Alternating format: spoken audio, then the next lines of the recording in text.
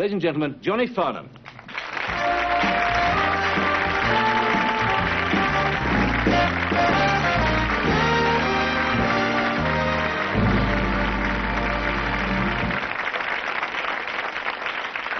I much enjoyed that Royal Variety Concert, and I also very much enjoyed your part in it. Thank you very much. I thought it was a highlight of it. You enjoy it yourself? Very much indeed. I don't think I've ever been as nervous in my whole life. Really? I think somebody just before I went on said that there were about 11 million people watching.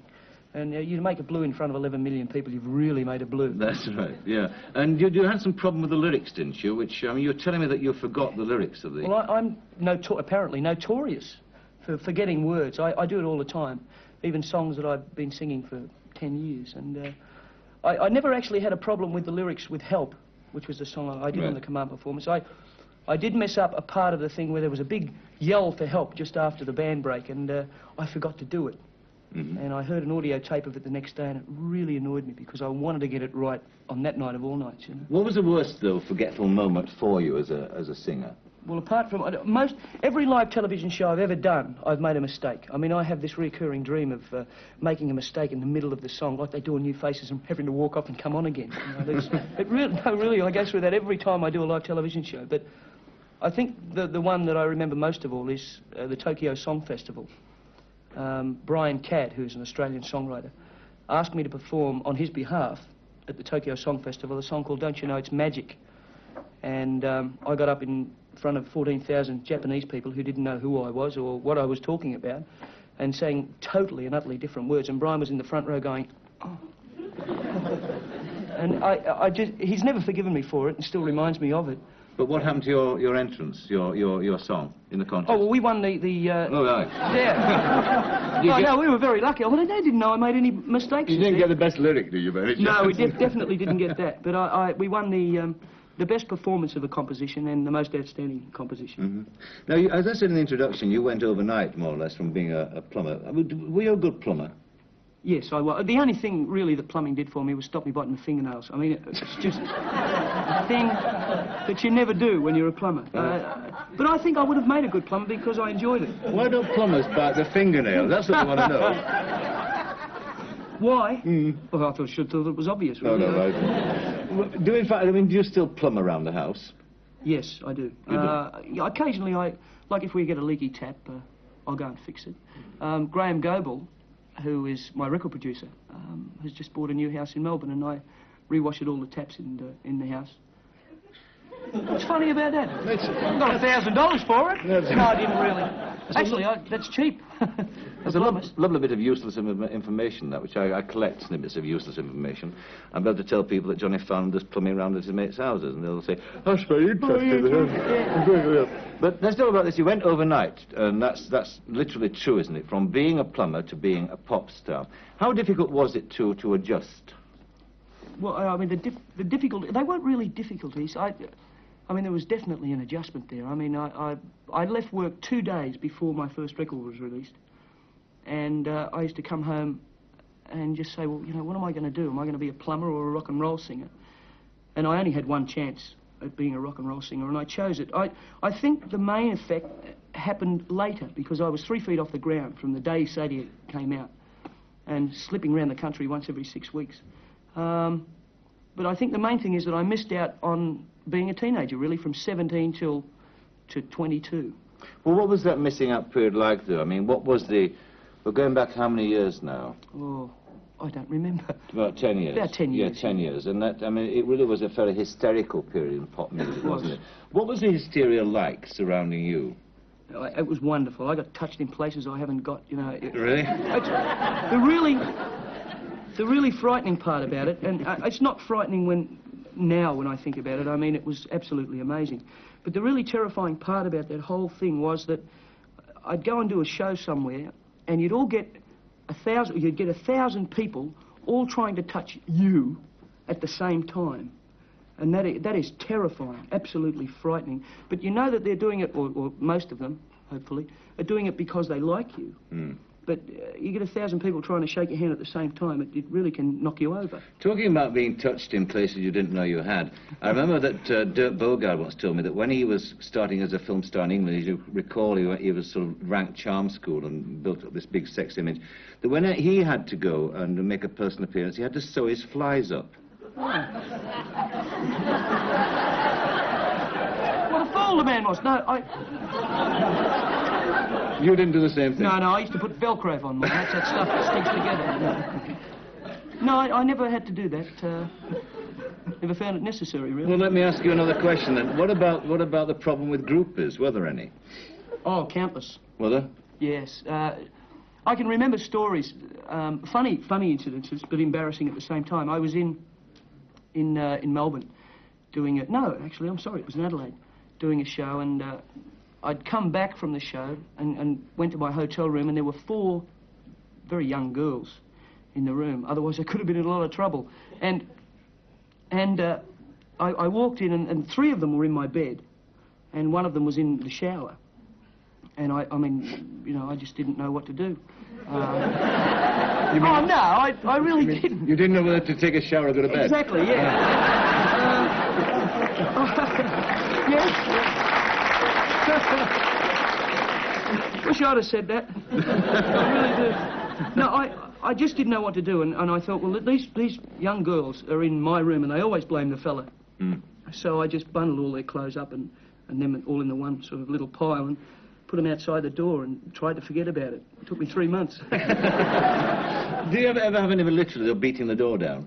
Yes, I had an awful experience once going back to hotel rooms. It always happens in hotel rooms. I was in a country town in Victoria, and as I walked through the foyer of the hotel, there was a wedding going on in one of the reception rooms, and there were the bride and the bridesmaids spied me, you see, and it was, oh, come and have photographs taken around the cake. You know, it was one of those, so I thought, oh, yeah, well, I'll go and have photographs taken around the cake. And I stood there and cuddled the bride and cuddled the bridesmaid, and everything was terrific like that. And then I left and went up to my room, and I heard a very slight knock on the door, and I thought it was my manager. So I opened the door, and it was the bridesmaids. Bridesmaids? Yeah. So I nearly died, and they banged their way into the room. There was about 5 of them, and a flower girl. And I just didn't know what had happened, and all of a sudden they were in. It had never happened to me before either, but they were instantly into all of my clothes. They were under the bed in my suitcases looking for old toothbrushes and ties and things like that to take. Extraordinary. As you know, I suppose they were going to hang them around their necks. And I, after about 10 minutes, bundled them all outside. And about 15 minutes later, there was a knock on the door again, and the bride was with the bridesmaids and a few of the female guests from the show, and they barged their way in again and did all that. And the bride got upset. I don't really want to get married because of all... And she's sitting on the end of my bed, crying in her bridal gown, with the bridesmaids going, yeah, it's awful, isn't it? And I'm going, oh, don't worry, love, everything will work out. Well, just then the doors burst open, and there was the groomsman and the bride's father and the groom, you see. So I've gone, oh, look out, John, you're in for a blood nose here. I can feel it coming, you know. So these guys got me bailed up into the corner, and they were about to hurt me, for want of a better word. And I just sort of, oh, go away. I did all that sort of thing and said, oh, I had nothing to do with this. I mean, they just came into the room. And the guys got a bit upset and left in a rage, and I was bundling these women out. And as I did, one of the lady guests, or one of the girl guests, she was about 17, fell over at the door and twisted her kneecap around here. I don't know how she did it, but it came all the way around to the side of her leg, you know. And I thought, oh, no. And the photographer from the wedding's there, and he's gone, click, you see. And he came up to me afterward, and he said, right, this will cost you $2,000, otherwise I'll put it in the paper. Really? So without further thought, I threatened him. I threatened to introduce him to the bridegroom, actually. And I just told him to go away in no uncertain terms. And the photograph was in the local paper. And I got a letter from the bride and groom about 4 weeks later from Queensland, where they'd been on their honeymoon, saying how much they enjoyed meeting me. Really. some people are so thick, I thought I was really going to get into trouble over that. It's the old thing, there's no Sakura's folk. But talking about brides and bridegrooms and all that sort of thing, what was the reaction of your fans when you got married? Because it's actually the worst thing that a pop star can do, isn't it, is to get married? Well, so they say. Well, I mean, from the fans' point of view. From the fans' point of view, right. yeah. Well, some very funny things. I mean, my wife got all those, you know, awful threatening letters and things like that, which she's very understanding about. She doesn't like them, but she understands. And I got the same thing. But one very funny story happened was there was a group of girls that used to come to every show I've done in Victoria. No, 7 or 8 of them still come. And 4 of them arrived at my wife's home in Glenroy. And another one came in behind them, and she had a knife in her sock and a wedding present in her hand. And my wife opened the door. She said, "I came to stab you in the back. Happy wedding." And she invited her in for a cup of coffee. And this young girl was threatening with a knife at one stage and handing a gift in the other. It was just like that. It was it's a strange thing. I still get people coming up to me and saying, you know, very pretty young ladies of 20 and 23 come up and saying, "I was a fan of yours when I was 5, but I grew out of it." You know? And it really upsets me. I mean, you've grown out of it too, in the sense, haven't you? I mean, you did Charlie Girl and then Pippin, which sort of led you into another area, for which you must have been very thankful, I would imagine. I was at the time, because I'd been doing what I do for 5 years up until Charlie Girl, and it was a brand new thing. Charlie Girl was either a make or break for me. And I'm very, very lucky that it worked. And I enjoyed it. I believe in diversification. I believe, particularly in Australia, we've got 14 million people. And you can't keep everyone happy for very long. They do get sick of you, and that's a fact of life. So I had to do as many different things as I could, and Charlie Girl was a perfect opportunity. And you worked with old Nimmo, didn't you? My old mate on that. Old Decker. He's a character. Oh, sure is. Yeah. I learnt more about being on the stage in 6 months with Derek than I could have learned in 15 years. Yes. Did he play any practical jokes with you on stage? Because he's renowned for it. Used to do that all the time. Yeah, I know. One of the worst experiences, and I'll never forgive him for this, and he knows it, was I just finished singing a song about how much I loved Charlie Girl. And Derek was about 4 years late on his entrance, just after the song. And I could hear the crickets croaking in the audience, and people shuffling and looking at their programs and things, saying, "When's he coming on?" You know? And he finally did come on, and he walked straight past me, over to the opposite side of the stage where he should have been, and said, Mr. Studham, come over here." So I clenched my fist in my teeth and walked across. And he walked straight over the other side of the stage. He said, no, over here. And by this stage I was steaming. And we carried on. And he, actually, if Derek did throw me that day, I forgot every line I've ever learnt for the show, and he gave me my lines back. And he did apologise to me afterwards, and I said, "Where the hell were you?" And he said, "Oh, I was out checking the receipts." No, He had a piece of the show, and he wanted to find out how much he'd earned that day. Piece of the show, he normally owns a theatre as a Yeah, normally. Yeah. Now, the next big jump that you're going to do is so you're going to go to the States, aren't you, for the first time? Yes. Mm-hmm. That's another sort of big change of direction for you. It sure is. For me, people have been saying to me for years, "Why haven't you gone over?" I think a lot of it was fear, or not necessarily fear, but a feeling of inadequacy. I mean, there are 1 million people over there who've got 10 times as much talent as I have. The thing that I may have over a few of them is 15 years' experience.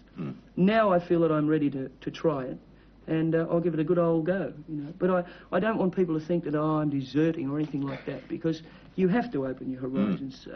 You have to go and look for more to do, and that's what I want to do. Now, you're going to sing us a song now, aren't you? A new number.